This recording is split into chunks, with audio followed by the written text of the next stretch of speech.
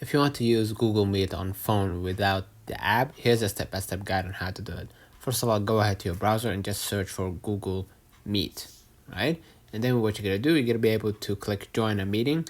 Of course, because I downloaded the app, they will redirect me automatically to the exact app, but you can join a meeting if you have the link already. So you're gonna paste the link that you just copied from a meeting. So you can only join a meeting, but if you want to initiate a meeting or control or share screen, whatever, all these features available inside the app.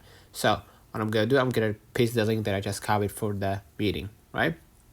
And as you can see, it says Google Meet is a high quality video calling app designed to help you have a meaningful and fun interactions with other people. So you can go ahead and click open, and then you're going to be able to start using the Google Meet for connection to contact a family member or a loved ones, no matter where they are. So it's a simple and a free way to stay connected with other people. So let me know in the comments if this video helped you.